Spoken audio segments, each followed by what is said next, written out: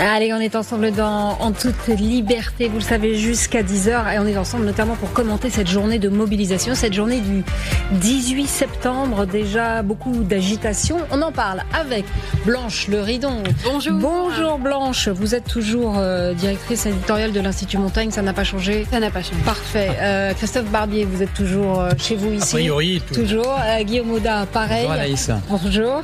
Et avec nous, Dominique Corona, bonjour. Vous êtes secrétaire général adjoint de l'UNSA, qui est un syndicat.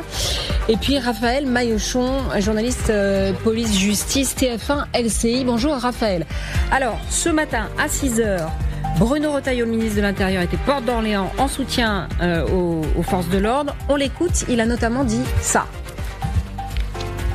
On sera intraitable, implacable. Nous avons, le 10 septembre dernier, interpellé 675 individus pour les remettre à la justice, et j'espère que les sanctions seront le plus lourdes possible pour ces individus.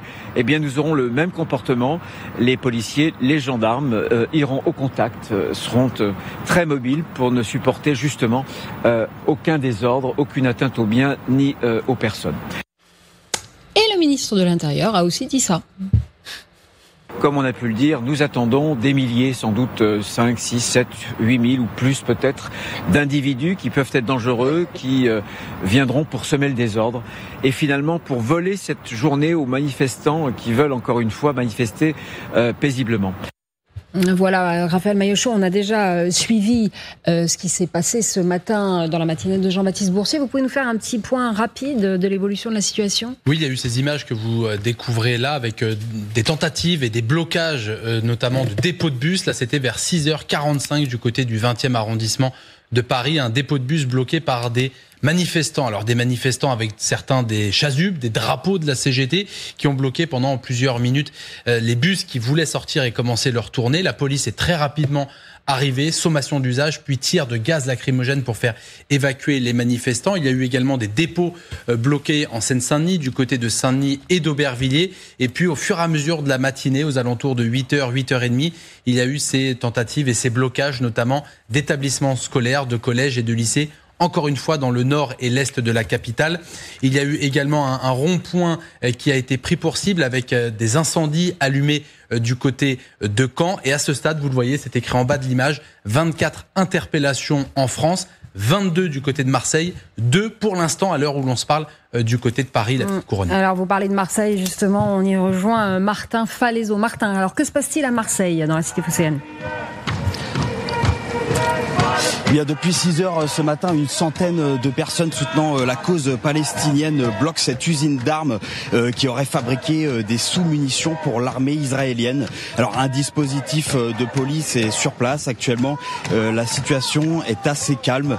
La préfecture des polices des Bouches-du-Rhône indique que les salariés de l'usine ont pu prendre leur service ce matin en avance et sont donc arrivés avant le début de la manifestation. Il n'y a pas eu de débordement notable ici, mais plusieurs autres tentatives de blocage ont déjà été repoussées à Marseille ce matin avec, vous l'avez dit, 22 interpellations.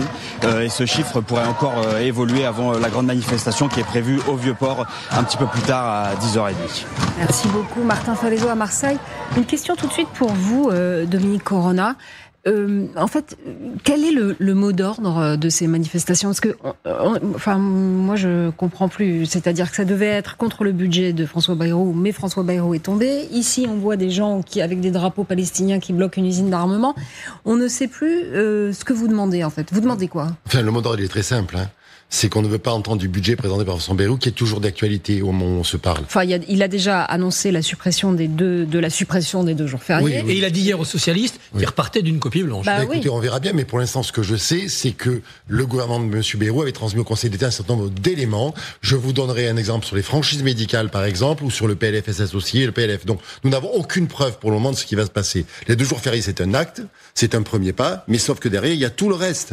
Et tout le reste, c'est est-ce qu'on continue l'assurance chômage ?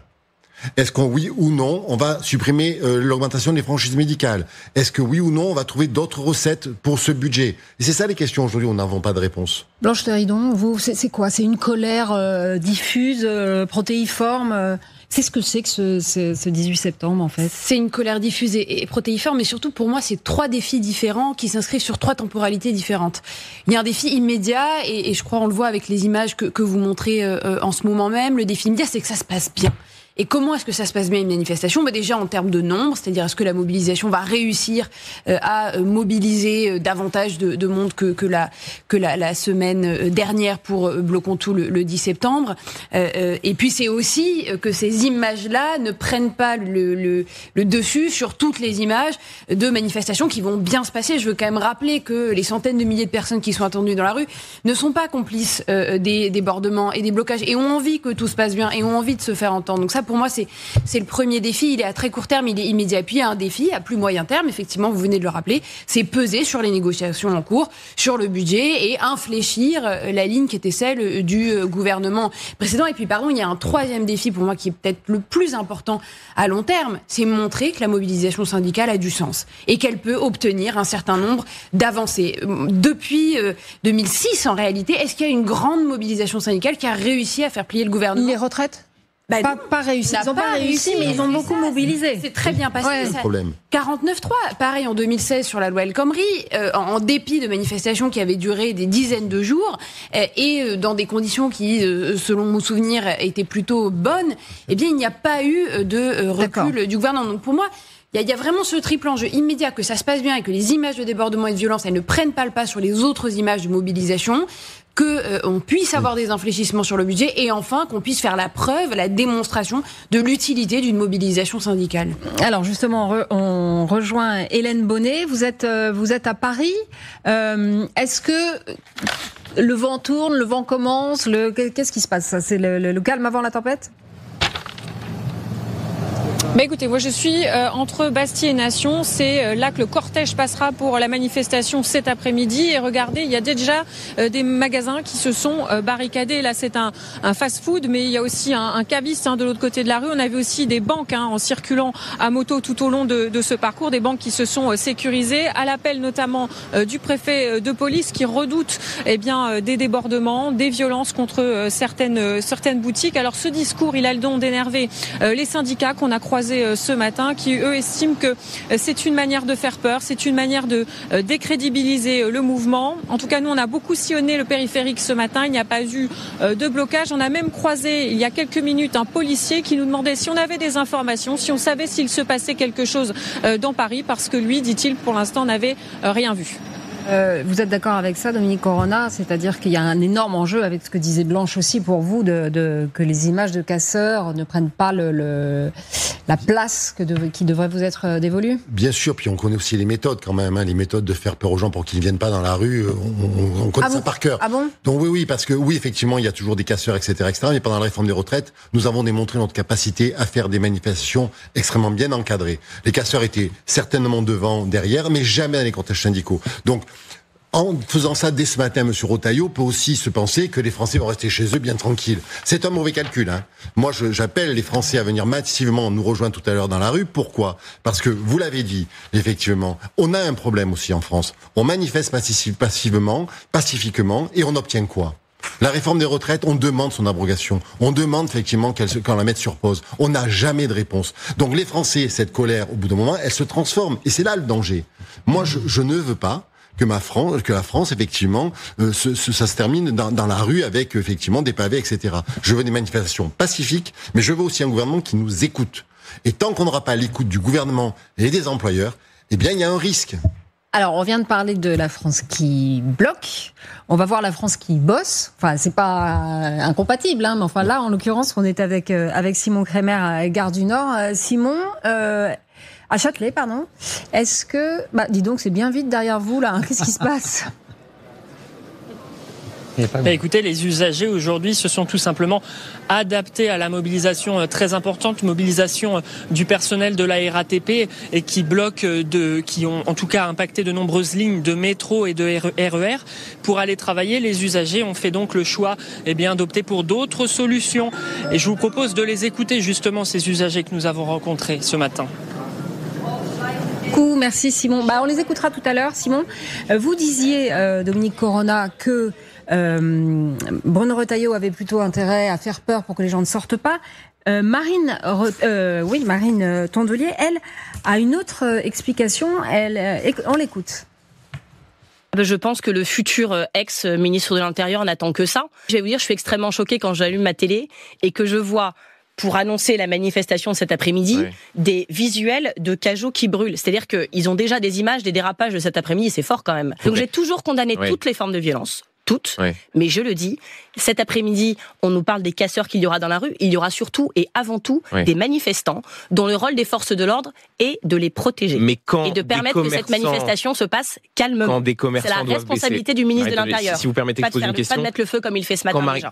Donc elle était chez nos confrères de France Inter, donc Marine Tondelier qui dit que Bruno Retailleau n'attend que des débordements. C'est peut-être un peu exagéré, non ? Alors, je ne sais pas s'il attend que des débordements. Moi, ce que j'attends, c'est que moi, je crois à la police républicaine et à notre police républicaine. Et c'est vrai que moi, ça me rassure en tant que manifestant d'être protégé par la police.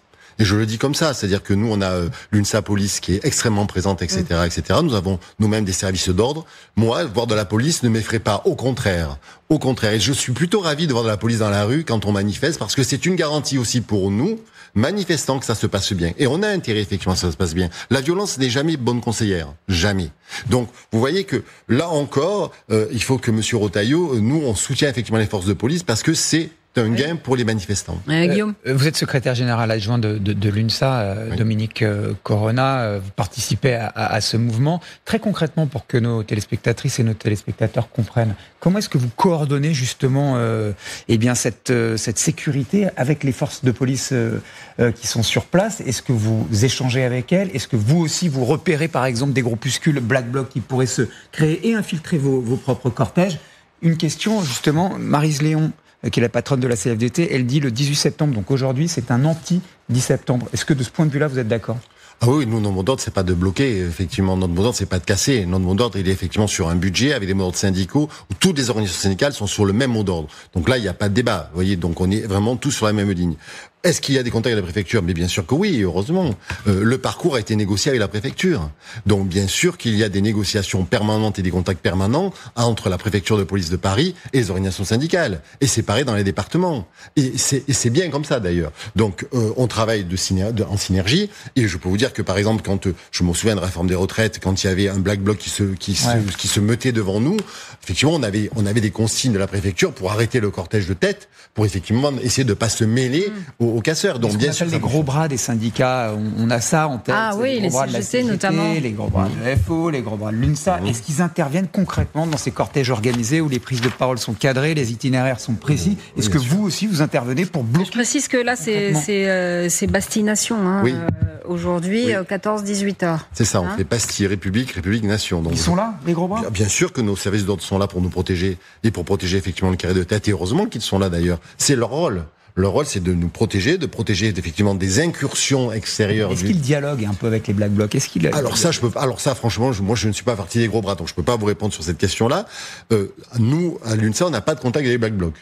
Ça, je peux vous le dire. Non, mais en pleine manifestation. Et en pleine manifestation, non, pas du tout. Nous, on a un seul interlocuteur, c'est effectivement la préfecture de police de Paris, qui nous dit à un moment donné, écoutez, on va stopper la manifestation parce que devant, il y a quelques difficultés ou derrière, et on s'adapte en fonction de ça. Par contre, il peut arriver des moments donnés aussi où la préfecture de police va nous demander de nous arrêter. Et on s'arrêtera pas forcément parce qu'effectivement on voit que devant c'est assez calme, etc. Christophe, grève, blocage comme ça, manifestation entre ceux qui descendent dans la rue et ceux qui choisissent de pas prendre le train ou le RER et qui continuent de travailler.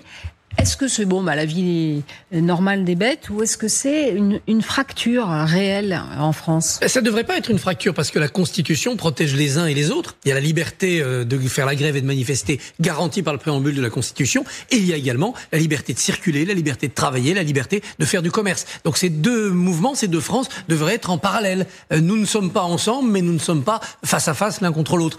Mais on l'a vu dès ce matin, bien entendu, la France qui dit je ne veux pas manifester, mais je veux bloquer, la tendance à bloquer des dépôts de bus, des lycées, des parts de tramway, et donc à empêcher la France qui veut travailler d'y aller. C'est aux politiques de faire l'huile, si j'ose dire, pour que ça se passe bien. Il faut blancher non plus, c'est pour ça que j'aime pas trop l'opposition entre la France qui bloque et la France qui bosse. Il y a des gens qui aimeraient faire grève, mais qui ne peuvent pas. Il faut se rendre compte ce que ça représente en termes de rémunération, une journée de grève. Donc, et de la même manière, il y a des manifestants qui ne travaillent pas, c'est-à-dire les étudiants et les retraités, qui sont souvent nombreux dans les cortèges. Vraiment, faut être vigilant sur la façon dont on présente les choses. Je crois qu'il y a énormément de gens, notamment dans le secteur privé, qui ne peuvent pas se permettre une journée de grève, et donc qui sont solidaires de ce qui se passe, mais qui, eux, ne vont pas descendre dans la rue. Vous, Blanche, pour vous, c'est pas une journée de mobilisation contre des mesures concrètes, c'est-à-dire l'austérité, les coupes budgétaires, etc., mais c'est une ambiance politique plus générale d'impuissance, de défiance. Alors il y a, et monsieur l'a dit, bien sûr, l'opposition assez unanime au projet de budget tel qu'il a été présenté au mois de juillet dernier, mais oui, au-delà, bien sûr, et on le sent dans toutes les enquêtes d'opinion, il y a une immense lassitude, il y a de la colère, il y a le sentiment que le travail ne paie plus, il y a le sentiment qu'il y a un manque de reconnaissance, on le voit depuis une quinzaine de jours, il y a une vraie demande de justice fiscale, donc oui, il y a énormément de choses, et c'est peut-être ça qui rend la mobilisation un tout petit peu plus périlleuse pour ces acteurs, parce que quand vous avez un objet clairement identifié, c'est plus facile, entre guillemets, de vous faire entendre.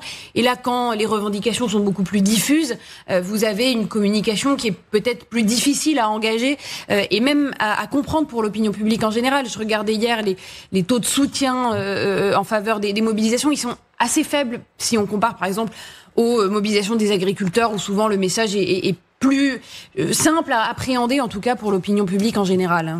Assez faible, c'est-à-dire ? Je crois qu'on est autour de 56%, quelque chose comme ça, ce qui est pas énorme quand on compare aux mobilisations autour des retraites, par exemple, où c'était beaucoup plus. Ou même des gilets jaunes à la fin qui retenaient une adhésion plus large de la population. Oui, Guillaume. Non, moi j'aime, au contraire de ce que dit Blanche Leridon, moi j'aime bien cet antagonisme, cette opposition France qui bloque et France qui bosse. Pourquoi ? Parce que je me suis intéressé un peu au glissement qui s'opère en ce moment, le regard que portent les Français sur le monde de l'entreprise. L'entreprise, elle crée des richesses, elle crée de la valeur ajoutée, elle crée de la cohésion sociale. C'est extrêmement important. En février dernier, 62% des Français faisaient confiance à ce que représentait le monde de l'entreprise par rapport aux syndicats, 37%. Les partis politiques, j'en parle même pas. 16%. Donc en gros, dans l'esprit des Français, c'est quand même la dernière institution qui tient debout l'entreprise. Sauf que la colère, elle est arrivée. Aujourd'hui, on vise les milliardaires, les grandes entreprises, parce qu'il y a un souci de justice fiscale. Mais quand vous interrogez les patrons, ce qu'ils vous disent, c'est qu'aujourd'hui, on est pris pour cible. Et là, je fais référence aux propos de Sophie Binet sur TF1. Elle l'a dit, je les répète. Elle enjoint les patrons de cesser de pleurnicher et de faire des caprices d'enfants gâtés. Dominique Corona, est-ce que c'est de nature, vous aimez pas encore les une patrons, fois, à ne pas... pleurnichards, ils gênent. Attendez, hop. On parle tout de suite, on fait une petite pause et vous nous répondez après la pause. À tout de suite. La polarité. Allez, on est de retour En toute liberté avec Blanche Leridon, Guillaume Audat, Christophe Barbier, Dominique Corona, secrétaire général adjoint de l'UNSA, et Axel Ronde qui nous a rejoint sur le plateau. Bonjour monsieur, porte-parole du syndicat CFTC Police. Et puis avec nous, bien sûr, l'inestimable Raphaël Maillecheron, journaliste police-justice TF1 LCI. Raphaël, est-ce que vous pouvez nous faire un petit point de la situation là ? Il y a eu des tentatives et des blocages réussis ce matin de dépôts de bus, notamment à Paris et en Ile-de-France, dans le nord de la capitale, dans le 20e, en Seine-Saint-Denis, du côté de Saint-Denis et de la commune d'Aubervilliers, et également un rond-point avec des palettes notamment qui ont été incendiées du côté de Caen, des blocages en cours notamment à Rennes et de nombreuses interpellations à Marseille après des contrôles réalisés par la police sur les terrasses du Vieux-Port. À ce stade, ce que l'on peut vous donner, c'est qu'il y a eu 24 personnes interpellées sur tout le territoire national. Le bilan définitif sera communiqué, en tout cas définitif à heure, sera communiqué par le ministre de l'Intérieur lors d'un micro tendu à 11h, donc dans quelques heures maintenant. Et c'est un dispositif tout simplement inédit qui est déployé. 80 000 forces de sécurité intérieures, des policiers, des gendarmes. Dans le détail, quasiment 40 000 gendarmes. Et 40 000 et des véhicules impressionnants. Oui, les centaures de la gendarmerie, ces véhicules blindés qui vont être déployés partout en France. Alors ce n'est pas la première fois qu'ils sont déployés. Ils l'avaient été sur le territoire national, notamment à la suite de la mort de Naël Merzouk et des émeutes qui en avaient suivi à l'été 2023, mais également lors des émeutes en Nouvelle-Calédonie à l'été 2024. C'est un blindé, un bijou de technologie. Je vais vous donner quelques chiffres. 14,5 tonnes. Il coûte 740 000 € pièce hors main-d'œuvre. Il y en a eu 90 qui ont été commandés et 26 de ces véhicules blindés sont déployés sur le territoire aujourd'hui. Merci beaucoup, Raphaël. On était à parler, Dominique Corona, de la France qui bloque et de la France qui bosse. Blanche Leridon n'était pas tellement fan de cette phrase malicieuse. Guillaume Audat disait si, moi je comprends. Et après tout, les patrons. Oui, 3 éléments. En fait, Anaïs, oui, je comprends pourquoi. Parce qu'en fait, on a entendu encore une fois, je le répète, Sophie Binet dire arrêtez de jouer les enfants gâtés, les patrons. Et je pense que quand on commence à polariser sur un socle aussi fondamental et social que l'entreprise, ça peut créer des dommages. Il y a 5 millions d'entreprises en France. Elles emploient 15 millions de salariés. C'est un peu plus que la moitié du total des emplois en France. Et ces 5 millions d'entreprises, elles produisent 2/3 de la richesse qu'on produit en France. Donc il faut imaginer qu'en fait les entreprises ne sont pas des adversaires, sont plutôt des partenaires. Et c'est cette question que j'ai envie de vous poser, celle de la polarisation, le risque que ça fait peser de dire arrêtez de jouer les enfants gâtés. Mais le problème, c'est toujours la même chose. C'est que on crie au loup, et quand le loup il est là, bien souvent c'est trop tard. Ce que je veux dire par là, c'est que ça fait des années et des années qu'on aide les entreprises. On aide toutes les entreprises, quelles qu'elles soient, quelle que soit leur marge, quel que soit leur chiffre d'affaires, quel que soit leur périmètre. On aide tout le monde de la même façon. Ce n'est pas une bonne politique. Il y a des entreprises, je l'avais dit ici sur ce plateau, nous à l'UNSA, nous estimons qu'il y a des entreprises qui mériteraient d'être beaucoup plus aidées que ce qu'elles sont aujourd'hui. Mais d'autres qui ne mériteraient pas d'être aidées du tout, parce qu'elles n'en ont pas les besoins. Et donc, quand vous avez une politique publique qui qu'on regarde aucun bénéfice de ce qu'on fait, moi je suis désolé, aujourd'hui on a un problème de budget. 1 euro dépensé, on regarde ce qu'il doit donner. Eh bien pour les entreprises, ça va être pareil. 80 milliards d'euros d'exonération de cotisations sociales. 80 milliards d'euros, c'est plus que la charge de la dette. Est-ce qu'on n'a pas le droit, en tant que citoyen, de se poser la question de ce qu'on fait de notre argent public? On se le pose pour tous les postes de la fonction publique, pour tous les postes de l'État, et on ne devrait pas se poser ça pour les entreprises. C'est là le problème. Et les entreprises, elles font une erreur fondamentale. À vouloir défendre l'indéfendable, elles risquent de perdre beaucoup. Le problème, c'est celui de l'amalgame dans ce genre de cortège. Si à un moment donné, les patrons d'entreprise vous disent on est pris pour cible, il y a un moment donné où il y a quelque chose qui pêche. Mais il faut aussi que les employeurs aillent voir leurs représentants. Vous savez, moi, quand je dis des bêtises, des fois, ça peut m'arriver. Moi, j'ai mes mandants qui m'appellent et me disent Dominique, tu n'aurais pas dû dire ça. Ils ont un problème aussi de représentation. Au bout d'un moment, c'est aux employeurs, eux, aux patrons, à Patrick Martin. de dire effectivement, attendez, il faut arrêter, les efforts doivent être consentis pour tous et pour toutes de la même façon, sinon on ne s'en sortira pas et l'amalgame sera fait avec les employeurs qui font effectivement de la qualité du travail, des salaires corrects, qui essaient effectivement d'avoir un bon dialogue social, et les autres. On a vu d'ailleurs ces divergences chez les patrons cette semaine, puisque le mot d'ordre, descendons dans la rue, les patrons. Oui, on a vu le président de l'UDP, donc les petites entreprises, ne pas du tout aller dans ce sens. Axel Ronde, merci d'être venu nous voir sur ce plateau. Vous êtes porte-parole du syndicat CFTC Police. Il y a des policiers qui vont manifester aujourd'hui ?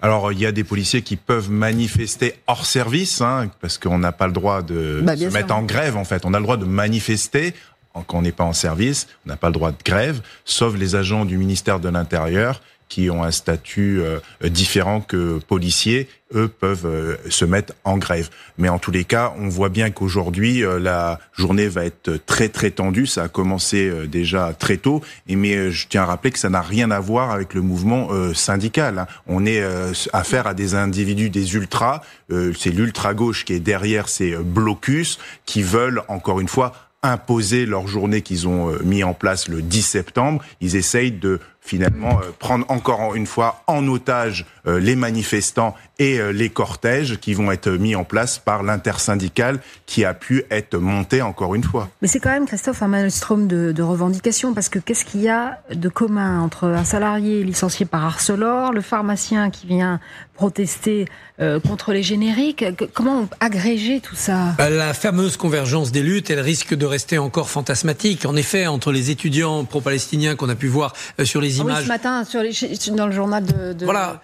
de Lorraine, dans la matinale de Jean-Baptiste Boursier, c'était les drapeaux palestiniens. Voilà, devant le lycée Ravel qui recouvrait jusqu'aux caméras. Ouais. Et à côté de cela, vous avez des anciens gilets jaunes qui sont pas du tout sur ces dossiers-là. Vous allez avoir aujourd'hui beaucoup de manifestants contre la loi du plomb, et vous aurez la semaine prochaine les agriculteurs qui vont manifester pour la loi du plomb. Donc il n'y aura pas de convergence des luttes, c'est pas possible. On a une foire aux revendications, certaines légitimes, d'autres un peu décalées par rapport au mot d'ordre social de la journée.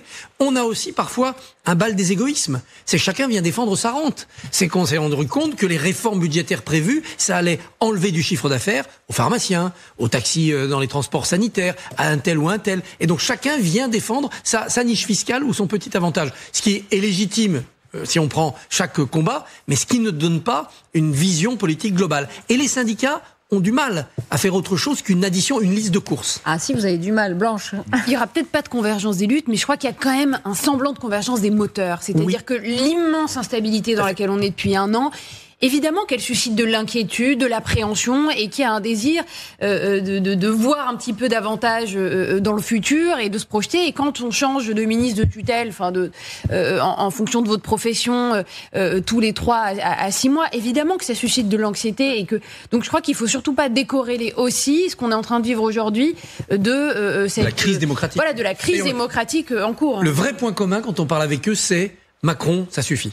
C'est-à-dire, ils ont hâte du départ de Macron. Certains veulent la démission, d'autres disent vivement 2027. Mais ils veulent tourner une page qui a été ouverte en 2017. Macron, le 49.3 aussi. C'est pour ça que les enjeux socio-économiques rejoignent très rapidement les enjeux démocratiques. La demande d'être davantage écouté, à la fois comme salarié ou comme fonctionnaire, mais aussi comme citoyen. Dominique. Là, on a un problème, effectivement. On a un problème politique, d'instabilité, c'est certain. Et donc, je vous donne un exemple. Vous parliez des pharmaciens. Moi, je vous parlais des franchises médicales. On a des bouts de financement de la sécurité sociale, des petits bouts comme ça qui arrivent, et on n'a aucune vision globale. On n'a pas de chemin.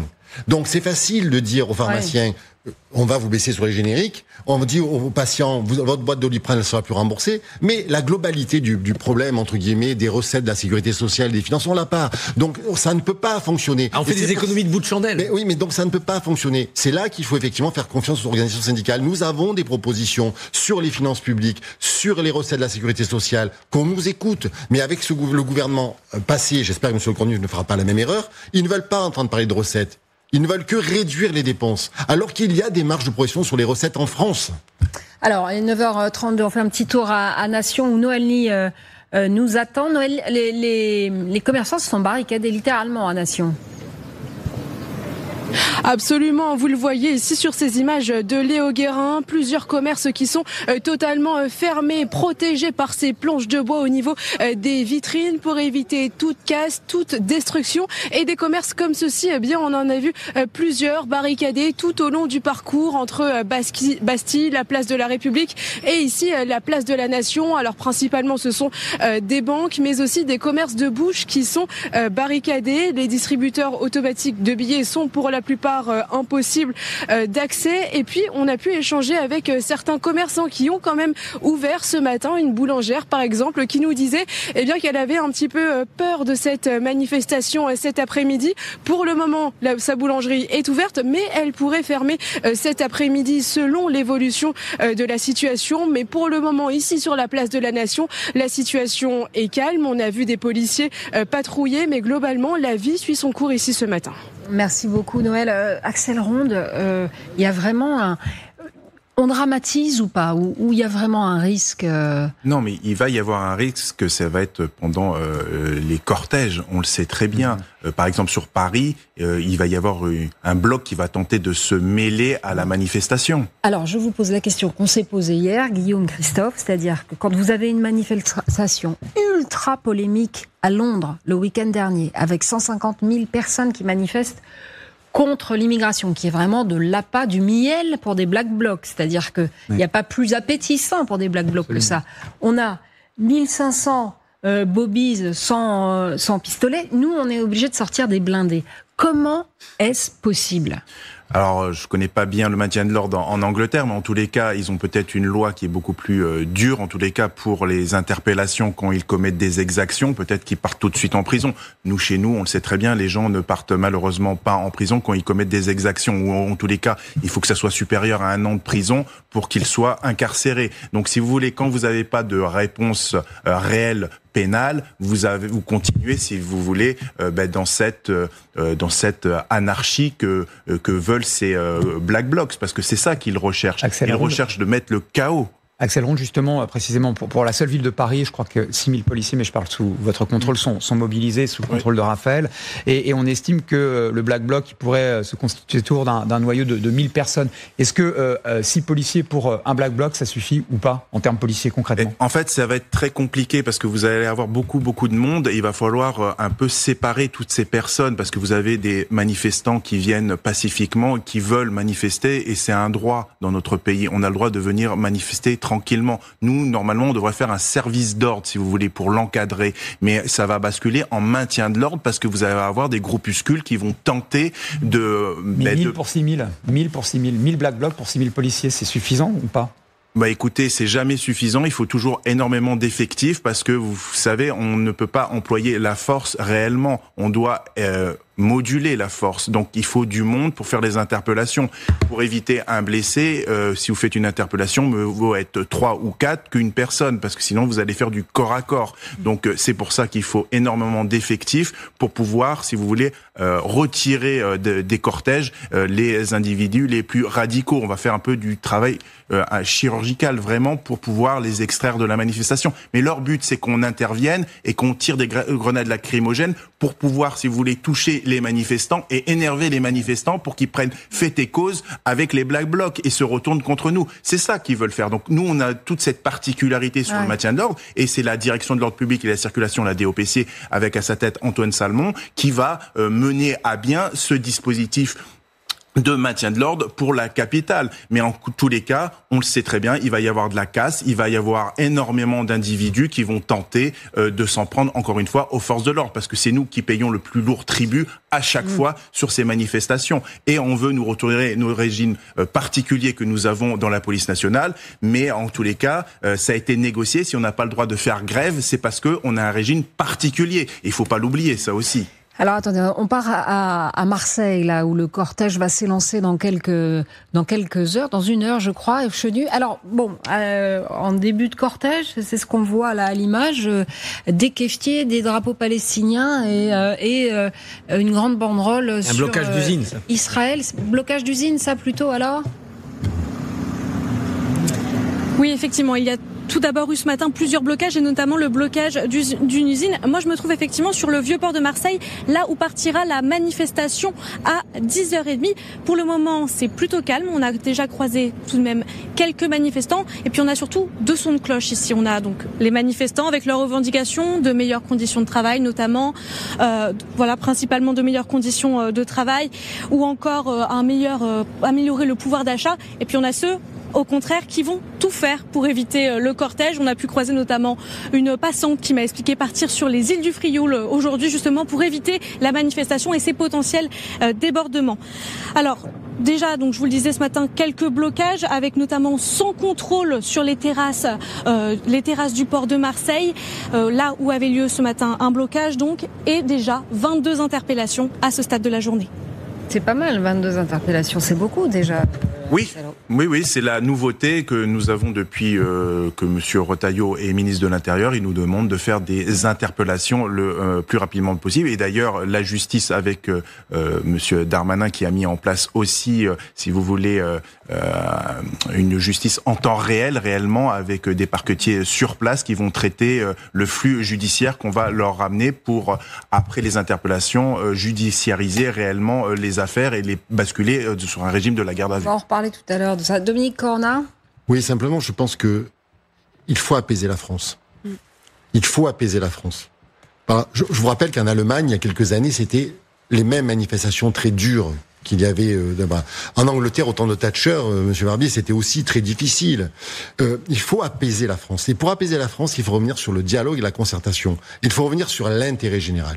Et c'est ce que nous, à l'UNSA, nous demandons. Nous demandons avec force que employeurs, organisations syndicales, État avec un grand E, on se mette autour, tous ensemble, d'une table pour essayer de trouver des solutions pérennes. Depuis la réforme des retraites, vous l'avez dit tout à l'heure, on a fait des manifestations monstres sur la réforme des retraites. Avons-nous été entendus ? Non. Vous mettez en parallèle, je suis désolé, les agriculteurs, ils sont entendus tout de suite. Et donc vous avez aussi dans le camp syndical par moment des gens qui peuvent vous dire mais attendez, il faut tout bloquer. Quand on bloque, on est entendu, et quand on manifeste pacifiquement avec nos banderoles et nos drapeaux, finalement, on nourrit de 1,4 million en 2023. Et oui. Donc vous voyez bien, on a obtenu quoi? À part une fraternité syndicale entre nous, ce qui est extrêmement important parce que nos numéros 1 se parlent, et je peux vous dire qu'ils vont continuer à se parler pour savoir ce qu'on va faire ou pas, etc., etc. Et ça, c'est très important pour la démocratie. Le fait que l'ensemble des organisations syndicales arrivent à se parler calmement. Bah oui, parce que vous étiez quand même en perte de vitesse et tout ça vous a permis de vous refaire la cerise. Oui, mais nous refaire la cerise, si c'est pour effectivement avoir des gouvernements ou des employeurs qui ne veulent pas négocier. Je disais ce matin, par exemple, sur le pouvoir d'achat, je disais, je crois que c'est dans les Échos, Éric Chevet disait, le vice-président de la CPME, on va pas pouvoir augmenter. Je vous traduis à peu près ses paroles. Ça va être très difficile d'augmenter les salaires, mais il y a un problème de pouvoir d'achat. Donc si avant la négociation, on commence à nous dire déjà, le budget, les fonctionnaires, il n'y a rien, le budget sur la santé, il n'y aura rien, et sur les salaires, il n'y aura rien, je ne sais pas comment on fait pour apaiser le pays. Blanche, vous avez une réponse? Oui, non. Eh ben, vous la donnerez tout de suite. C'est une toute petite pause, Blanche. À tout de suite sur LCI.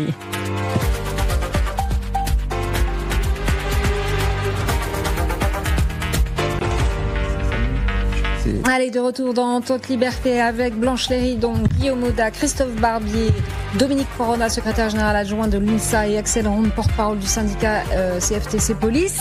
Merci messieurs d'être avec nous sur le plateau. Et puis Raphaël Maillochon, journaliste police-justice TF1-CI.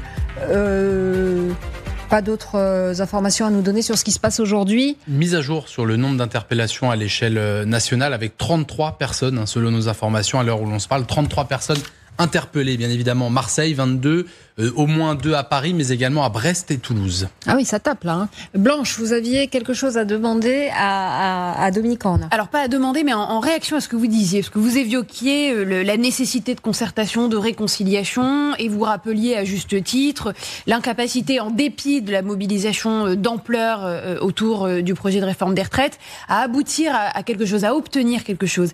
Et c'est vrai, ce que je trouve très dangereux dans le contexte actuel, c'est que ça peut potentiellement encourager la prime à la violence. C'est-à-dire que les Gilets jaunes, il y a eu quand même des violences inouïes, on se souvient tous des images, et il y a eu des milliards. Il y a eu, on s'en souvient. Et ça, c'est le gros risque, je trouve aujourd'hui, c'est cette prime à la violence.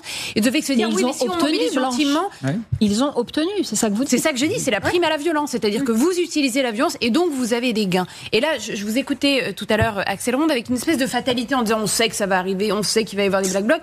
Or, comme on le dit, il y a d'autres pays où il y a des manifestations, et même dans notre histoire, même la notion même de Black Bloc, elle est relativement récente. Il y a 15 ans, 20 ans, on n'en parlait pas. Et donc c'est vrai que comment est-ce qu'on réussit à inverser cette fatalité-là? D'autres pays l'ont fait. Nous-mêmes, on n'a pas toujours eu cette corrélation directe entre mobilisation et détournement par des Black Blocs violents. Donc voilà, comment est-ce qu'on arrive à inverser ce paradigme de la prime à la violence? Madame Léridon, vous avez totalement raison. C'est ce que je l'expliquais tout à l'heure, sur que nous, des militants nous appellent en disant, mais regardez, nous sommes pacifistes, etc., et on n'obtient rien. C'est bien la faute, au bout d'un moment, des politiques. Les politiques qui, par moment, ont pu prendre leur responsabilité de dire oui, il y a des millions de gens dans la rue pacifique, on va essayer de négocier. Vous avez des tracteurs où vous avez effectivement des gilets jaunes qui commencent à casser. Et là, tout d'un coup, on voit que l'atmosphère est différente. Donc les politiques ont une lourde responsabilité, une fois de plus, dans cette situation. C'est pour ça que nous, on appelle à l'UNSA avec force de revenir sur l'intérêt général. Et donc, pour ça, c'est écouter les uns les autres, concerter et prendre des décisions. Chacun doit faire des pas. Il faut apaiser le pays. Ils l'ont pas fait sur la réforme des retraites, il est encore temps de le faire maintenant, de donner un signe, par exemple. Le politique est traversé par deux contradictions, là. C'est certes, il pourrait écouter le peuple, mais la double contradiction, c'est nous avons été élus, donc nous sommes mandatés, donc notre légitimité est plus forte que celle de la rue. Et la deuxième contradiction, c'est oui, certes, on peut remettre la retraite à 62 ans, voire 60 ans, on peut passer de 35 à 32 heures, mais nous ne le pouvons plus financièrement. Et ce discours qu'a tenté Bayrou, d'éveiller la conscience du peuple à la réalité des finances, ça passe pas, c'est un dialogue de sourds. Sauf que nous avons des propositions, justement, de plus de justice fiscale. Je vous ai donné 4 milliards d'euros d'exode de cotisation, par exemple, pour les employeurs. Je peux vous dire aussi la taxe sur les plus riches. Même M. Moscovici, ce matin, dit qu'il faut revenir sur une justice fiscale plus importante sur les plus riches. Vous, donc, c'est pas la taxe Zuckman. Hein. Non, mais alors la taxe Zuckman, regardez. On va partir tout de suite, 9h48, direct sur LCI, voir Gwenaëlle Van Restin à Lyon, où on manifeste à vélo. Ouais. Exactement, on manifeste à vélo entre 100-150 personnes qui se sont réunies sur un rond-point à l'entrée du périphérique lyonnais pour manifester et bloquer l'entrée d'un rond-point du périphérique. Des manifestants qui viennent d'être délogés à l'instant par des policiers qui ont été mobilisés très rapidement sur ce rond-point. Une mobilisation assez calme pour le moment à Lyon, avec peu de blocage et pas de casse, et beaucoup de policiers qui interviennent rapidement pour débloquer la situation. Environ 1300 forces de l'ordre qui sont mobilisées toute la journée ici sur la région lyonnaise. Merci beaucoup Gwenaëlle Van Drestin en direct de Lyon pour LCI. J'ai, Axel Ronde, une question pour vous, parce qu'on voit tous ces policiers mobilisés, 80 000, nous a dit le ministre de l'Intérieur ce matin sur LCI en direct.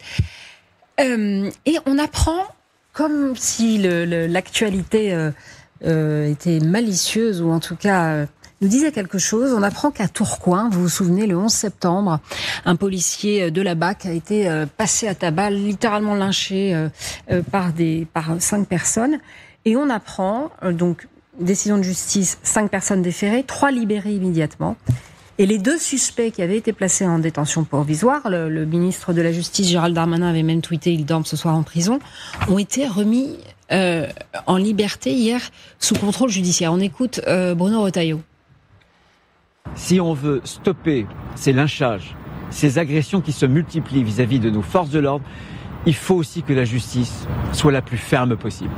Moi, je peux pas, le matin, le midi et le soir, demander à nos policiers, à nos gendarmes, de monter au front, d'exposer leur vie,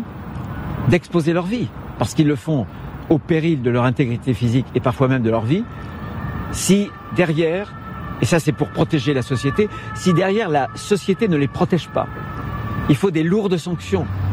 Qu'est-ce que vous nous dites là ? Vous nous dites attention à l'émotion, la justice a fait son travail, etc. Ou non, il y a une vraie émotion chez les policiers ? Il y a un vrai ras-le-bol en fait chez les policiers, parce qu'on a l'impression encore une fois qu'on tient la République à bout de bras, et finalement quand on est blessé dans nos chairs, quand on interpelle des individus qui protègent la nation, ne sont finalement pas respectés, et en tous les cas on a l'impression que l'autorité judiciaire n'arrive pas à imposer sa force, n'arrive pas, si vous voulez, à incarcérer même préventivement des individus. Parce que pour répondre à votre question... C'est pas possible d'incarcérer préventivement.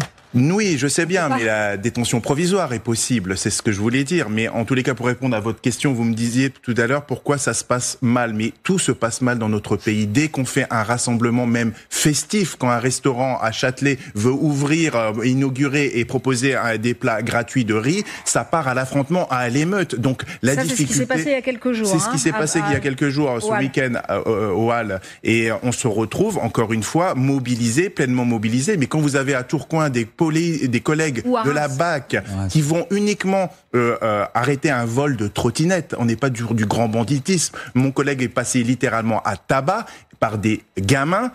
Et vous avez une justice, finalement, on a l'impression, qui est un peu frileuse, en tous les cas, qui ne va pas aller utiliser tout l'arsenal qu'ils ont à leur disposition. La détention provisoire est une possibilité. En tout cas, c'est un message qu'il faut faire passer en disant « Stop, on ne peut pas toucher un policier, c'est la ligne rouge. Nous sommes les représentants de l'État. C'est la République qui est touchée à chaque fois qu'on touche un policier. C'est pas un particulier, si vous voulez. On doit être au-dessus de tout ça, puisqu'on nous demande beaucoup de choses, nous policiers. On nous demande d'être totalement correct sur la voie publique, puisque c'est ce qu'on nous reproche des fois, puisque certains partis politiques vont nous dire que la police tue. D'ailleurs, j'en leur en veux énormément de dire ça, que des députés de la nation puissent raconter cela. On voit bien que sur des esprits faibles, finalement, ça infuse, et ces individus n'hésitent plus à nous attaquer, et peut-être même vont dire, puisqu'un député l'a dit, on se défend. Voilà où on en est dans notre pays en 2025, et nous demandons des changements, et monsieur Bruno Retailleau a eu raison de dire ce qu'il a dit tout à l'heure en disant qu'il faut de la fermeté. Il nous demande d'aller au front, d'être en guerre contre le narcotrafic, et au final, on a l'impression de ne pas être soutenu. Dominique Corona ? Oui, non, la police française ne tue pas. Oui, la police est républicaine chez nous. Oui, elle nous protège. Donc oui, il faut le dire avec force. Les images que nous avons vues sur Tourcoing ou sur Reims sont extrêmement choquantes, sont inacceptables. Quand on tape un policier, on tape la République, effectivement. Et je sais que mes camarades de l'UNSA Police sont extrêmement choqués de ce qui se passe. Alors, il vient d'être libéré.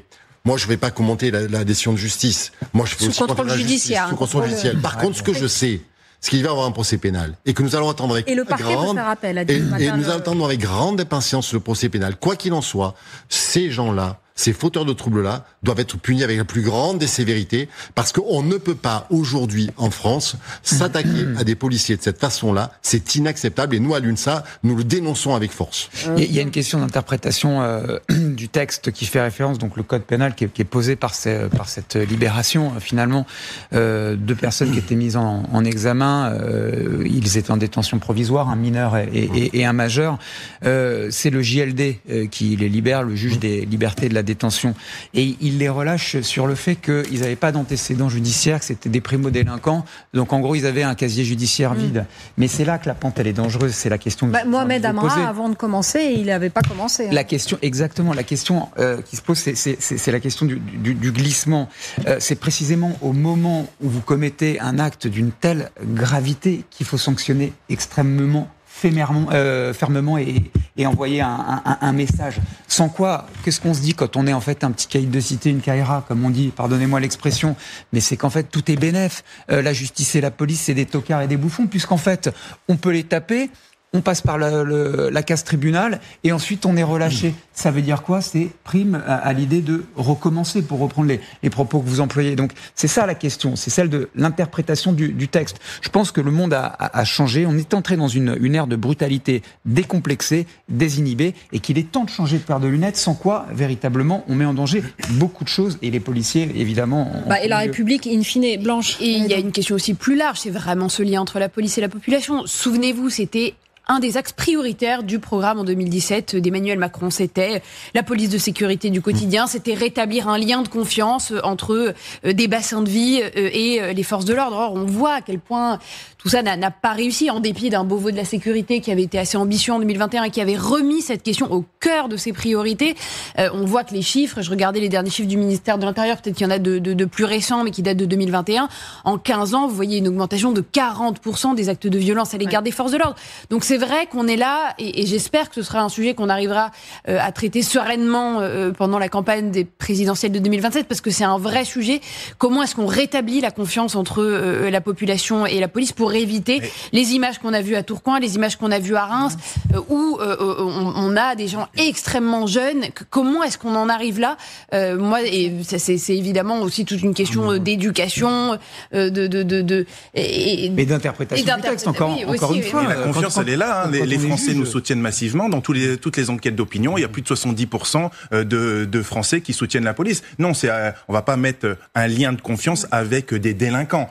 C'est pas possible. On sait très bien que les délinquants, eux, ce qu'ils veulent, c'est continuer et perdurer dans les trafics, dans tout type de trafic, que ce soit la prostitution, que ce soit le trafic de drogue, trafic de cigarettes et j'en passe, parce que c'est lucratif, parce que pour l'instant, la balance de la justice, elle leur est favorable et elle est défavorable finalement à la société, puisqu'on voit bien que ces individus continuent à être dans leurs méfaits, et on voit bien que l'explosion des crimes, l'explosion des homicides et tentatives d'homicide en 2025 est extrêmement inquiétant. Mais quand vous voyez par exemple les taux de récidive, même la réponse répressive, elle marche pas. Vous avez 2 personnes sur 3 qui récidivent en 5 ans. Vous avez 30% qui récidivent 1 an après leur sortie de prison.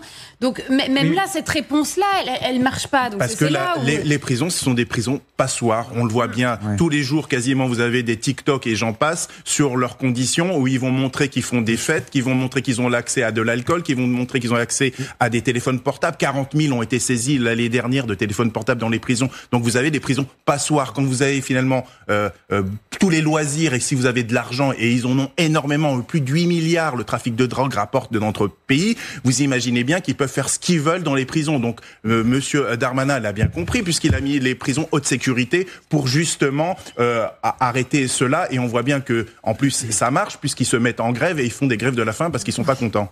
Mais on en revient au problème de budget, je suis désolé de dire comme ça. S'il y a des problèmes dans les prisons, c'est parce qu'il y a des problèmes aussi de personnel, de place. Si on a des problèmes de lenteur de justice, c'est parce qu'il y a aussi des problèmes de personnel. Effectivement, si on a des problèmes au niveau de la sécurité, c'est parce qu'il y a des problèmes de personnel et on veut geler le gel de la fonction publique, le point d'indice de la fonction publique. Il y a des problèmes de salaire en plus. Donc vous voyez bien que ça tient plus. Mais vous pensez vraiment que le JLD, il se dit ça quand il les libère? Je ne sais pas si il y a le des problèmes dans les prisons, il y a des problèmes en fait de place, il y a des problèmes de budget. Le JLD, il regarde les antécédents judiciaires, il n'y a pas de casier judiciaire. Par contre, quand on dit qu'il y a des problèmes de lenteur de la justice parce qu'il faut punir plus vite, c'est vous qui l'aviez dit, monsieur Oda, tout à l'heure. Bien oui, mais d'accord, mais comment on fait si on n'a pas les moyens? Quand on dit que les prisons sont des passoires, si effectivement il n'y a pas assez de surveillants pénitentiaires, si les gens sont mal payés en plus et qu'ils font du travail qui est extrêmement ingrat, qui va aller faire ce boulot? Qui aujourd'hui? Eh bien, si on ne trouve pas des solutions, la question se pose pour toute la fonction publique. Nous allons avoir un vrai problème de démocratie très vite. Raphaël Maillochon, un dernier petit point à 9h59, juste avant le journal de Sylvia Micone. Oui, justement là-dessus, sur ces remises en liberté, pour un petit peu donner des éléments de contexte. En France, le droit, il est très clair. La détention reste l'exception, sans jamais justifier ces lynchages de policiers, juge des libertés de la détention. Il reçoit en face de lui 2 jeunes qui lui ont expliqué que la prison, c'était difficile. Et ensuite, ce sont 2 jeunes également qui ont sans doute, puisqu'ils ont été remis en liberté, eh bien des garanties de représentation. Ça ne veut pas dire qu'il n'y a pas de contrôle judiciaire. Le premier est âgé de 19 ans, il s'agit de 2 frères. Contrôle judiciaire très strict, obligation de pointage au commissariat de Tourcoing. D'ailleurs, des syndicats de police se rassemblent aujourd'hui à midi devant le commissariat de Tourcoing. Et le second est placé en centre éducatif fermé. Ça ne veut pas dire que c'est remis en liberté sous contrôle judiciaire, ne veut pas dire que un jour, peut-être, s'il y a procès, eh bien, ils iront dormir en prison. Je rappelle que le parquet peut faire appel. Merci à tous les 6 d'être venus débattre en toute liberté sur LCI. On se retrouve demain à 9h, vous le savez.